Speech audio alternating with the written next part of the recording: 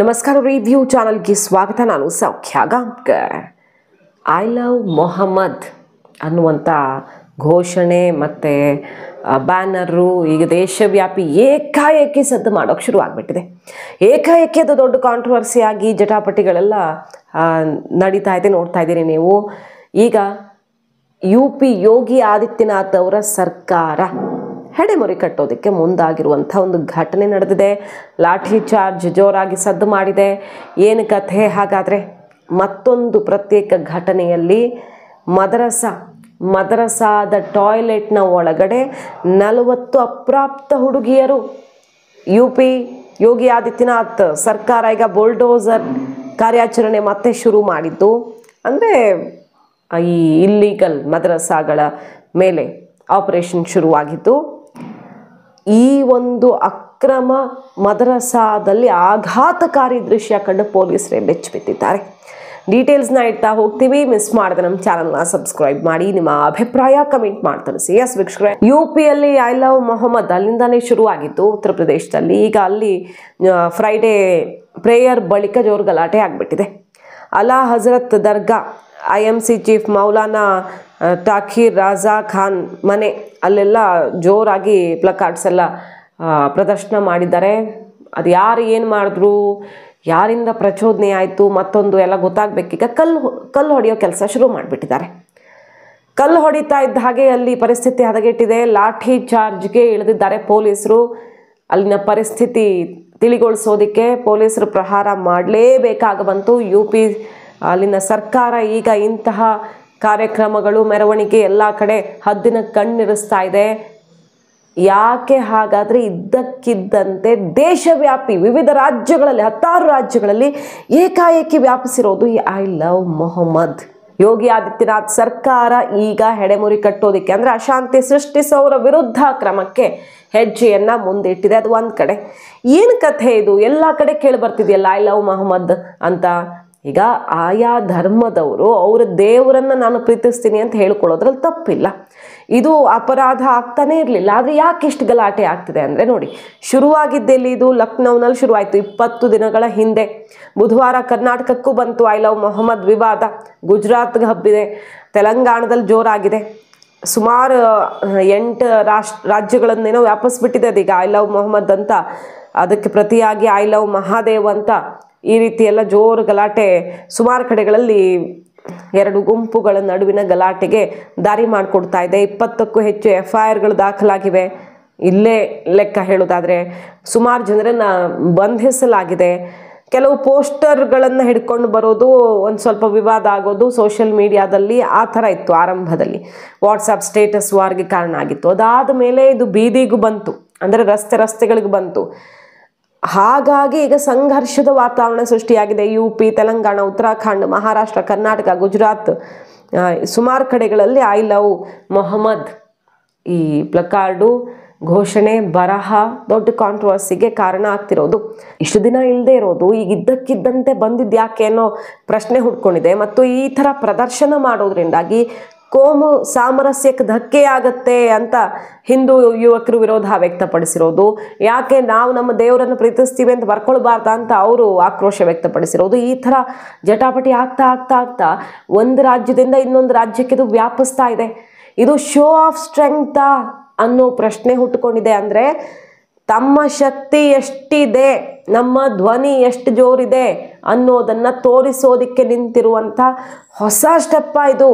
ಇದ್ದಕ್ಕಿದ್ದಂತೆ ಒಂದು ಕಡೆ 2 ಕಡೆ ಆಗತ್ತೆ ಹೋಗುತ್ತೆ ಅಲ್ಲ, ದೇಶವ್ಯಾಪಿ ಹರಡಿಬಿಡತ್ತೆ. ಅಂದರೆ ಏನಿದೆ ಇದರ ಹಿಂದೆ ಅನ್ನುವಂಥ ಅನುಮಾನ, ಆಕ್ರೋಶಗಳು ಕೂಡ ಇನ್ನೊಂದು ಗುಂಪಿಂದ ಕೇಳಿ ಬರ್ತಿರೋದು.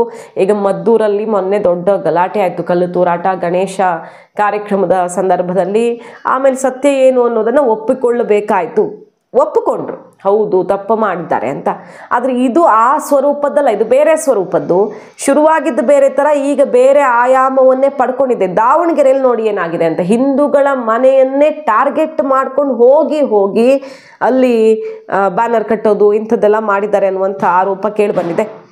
ಅಂದರೆ ಫಸ್ಟು ಅಲ್ಲೆಲ್ಲೋ ರೋಡಲ್ಲಿ ಹಾಕಿರ್ತಾರೆ, ಒಬ್ಬರು ಮನೆ ಮುಂದೆ ಹಾಕಿರ್ತಾರೆ, ಆಮೇಲೆ ಅದನ್ನು ಪ್ರಶ್ನೆ ಮಾಡಿದ್ದಕ್ಕೆ ಆಕ್ರೋಶ ಜಾಸ್ತಿ ಆಗುತ್ತೆ. ಯಮನೂರಪ್ಪ ಅನ್ನೋರ ಮನೆ ಮುಂದೆ ಫ್ಲೆಕ್ಸ್ ಹಾಕೋದಕ್ಕೆ ಹೋಗಿರ್ತಾರಂತೆ ಯಾರೋ, ಎರಡು ಗುಂಪಿನ ನಡುವೆ ವಾಗ್ಯುದ್ಧ ಶುರುವಾಗುತ್ತೆ. ಆಮೇಲೆ ಫ್ಲೆಕ್ಸ್ ಹರಿದು ಹಾಕಿದ್ದಾರೆ ಅನ್ನೋ ಸುದ್ದಿ ಹರಡುತ್ತೆ.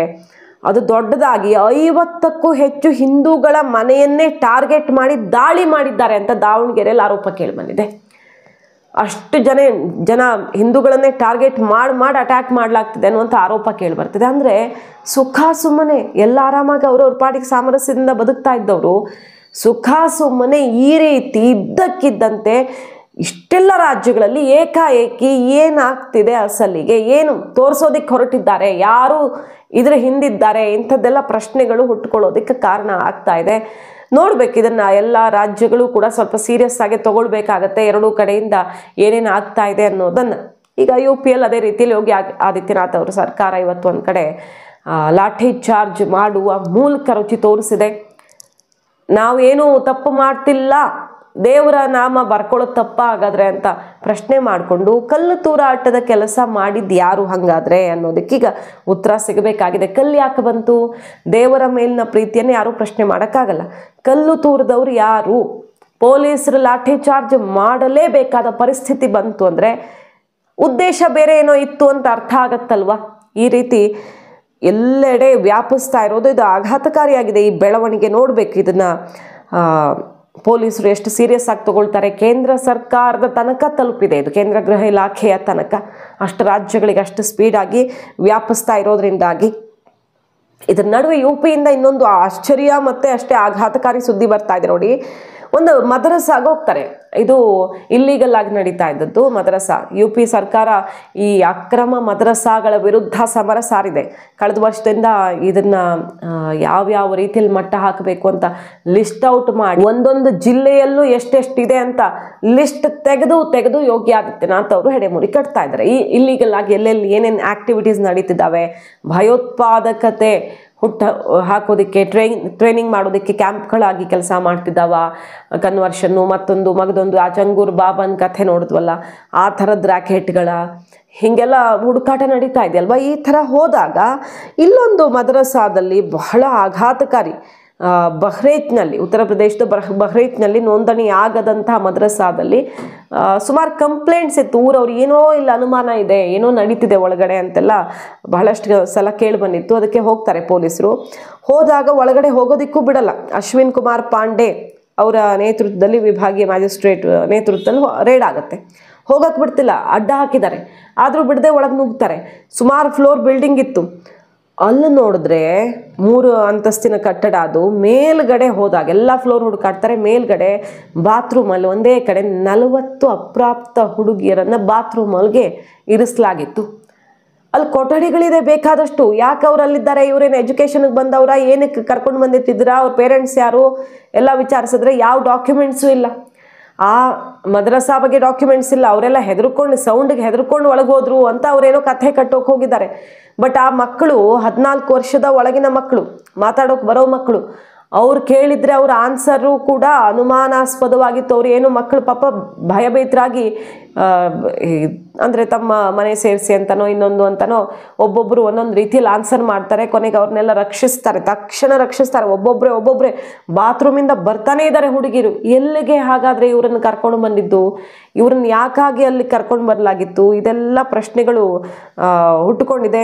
ಪೊಲೀಸರನ್ನ ಬೇರೆ ತಡೆಯೋಕೆ ನೋಡಿದ್ದಾರೆ. ಇವ್ರು ಏನೂ ಇಲ್ಲ ಎಜುಕೇಷನ್ ಪರ್ಪಸ್ ಅಂದರೆ ಪೊಲೀಸರನ್ನ ಯಾಕೆ ಹೊರಗಡೆ ನಿಲ್ಲಿಸೋಕೆ ನೋಡಿದ್ದಾರೆ ಅನ್ನೋದೆಲ್ಲ ಈಗ ಪ್ರಶ್ನೆ ಹುಟ್ಟುಕೊಂಡಿದೆ. ಈ ಬಹ್ರೈಚ್ ಇಲ್ಲಿ ದಾಳಿ ಆಗಿದೆಯಲ್ಲ, ಅದು ಒಂದೇ ಪ್ರದೇಶದ ಲೆಕ್ಕ ನೋಡಿ ನಿಮಗೆ ಶಾಕ್ ಆಗುತ್ತೆ. 2023 ಸಮೀಕ್ಷೆ ಪ್ರಕಾರ ಬರೀ ಬಹ್ರೈಚ್ನಲ್ಲಿ 495 ರಿಜಿಸ್ಟರೇ ಆಗದಿರುವಂಥ ಅಕ್ರಮ ಮದ್ರಸಾಗಳಿರೋದು ಪತ್ತೆಯಾಗಿದೆ. ಸೊ ಎಲ್ಲೆಲ್ಲಿ ಏನೇನು ನಡೀತಾ ಇದೆ ಅನ್ನೋದೆಲ್ಲ ಈಗ ಆಘಾತಕಾರಿಯಾಗಿರೋದು. ಅಷ್ಟು ಜನ ಹುಡುಗಿರು ಶೌಚಾಲಯದ ಒಳಗಡೆ, ಅಪ್ರಾಪ್ತ ಬಾಲಕಿಯರು, ಯಾಕೆ ಏನು ಅನ್ನೋದು ಈಗ ಪ್ರಶ್ನೆ ಆಗಿದೆ. ಪೋಷಕರು, SDM, ಅಲ್ಪಸಂಖ್ಯಾತ ಕಲ್ಯಾಣ ಅಧಿಕಾರಿಗಳು ಎಲ್ಲರೂ ಕೂಡ ಸಂಬಂಧಪಟ್ಟವರು ಈಗ ಪ್ರಕರಣ ದಾಖಲಿಸುವಂಥ ಕೆಲಸ ಎಲ್ಲ ಆಗ್ತಾ ಇದೆ. ಪೊಲೀಸರು ಕೂಡ ಈ ನಿಟ್ಟಿನಲ್ಲಿ ಬೇರೆ ಲೋಕಲ್ಸ್ ಎಲ್ಲ ಅಭಿಪ್ರಾಯವನ್ನು ಸಂಗ್ರಹಿಸೋ ಕೆಲಸ ಮಾಡ್ತಿದ್ದಾರೆ. ಇನ್ನಷ್ಟೇ ಗೊತ್ತಾಗಬೇಕು ಆ ಮದ್ರಸಾ ಏನು ಮಾಡ್ತಾ ಇತ್ತು ಅನ್ನೋದ್ರ ಬಗ್ಗೆ. ಸೊ ಒಂದು ಕಡೆ ಯೋಗಿ ಆದಿತ್ಯನಾಥ್ ಸರ್ಕಾರ ಅಕ್ರಮವಾಗಿ ಚಟುವಟಿಕೆಗಳಿಗೆ ಕಡಿವಾಣ ಹಾಕುವಂತಹ ಕೆಲಸದಲ್ಲಿ ತೊಡಗಿಕೊಂಡಿದ್ರೆ UPಯಲ್ಲಿ ಏನೋ ಅಶಾಂತಿ ಸೃಷ್ಟಿಸುವಂತಹ ದೊಡ್ಡ ಸ್ಕೆಚ್ ರೆಡಿ ಆಗಿದೆಯಾ ಅನ್ನೋ ಅನುಮಾನ ಬರೋ ರೀತಿಯಲ್ಲಿ ಬೆಳವಣಿಗೆಗಳು ಆಗ್ತಿದ್ದಾವೆ. ಅದರ ಜೊತೆಗೆ ಅಲ್ಲಿ ಶುರುವಾದ ಐ ಲವ್ ಮೊಹಮ್ಮದ್ ಬೇರೆ ಬೇರೆ ರಾಜ್ಯಗಳಿಗೂ ವ್ಯಾಪಿಸ್ತಿರೋದು, ಇದೇನು ಸಣ್ಣ ಪ್ರಮಾಣದ ಅಥವಾ ಏನೋ ದೊಡ್ಡ ಸ್ಕೆಚ್ ಇದೆಯಾ ಅನ್ನೋ ಅನುಮಾನಕ್ಕೂ ಕೂಡ ಗ್ರಾಸವಾಗಿದೆ. ಕಾದು ನೋಡೋಣ. ಮಾಹಿತಿ ಇಷ್ಟ ಆಗಿದ್ರೆ ಮಿಸ್ ಮಾಡಿದ್ರೆ ನಮ್ಮ ಚಾನಲ್ನ ಸಬ್ಸ್ಕ್ರೈಬ್ ಮಾಡಿ, ನಿಮ್ಮ ಅಭಿಪ್ರಾಯ ಕಮೆಂಟ್ ಮಾಡಿ ತಿಳಿಸಿ. Thank you.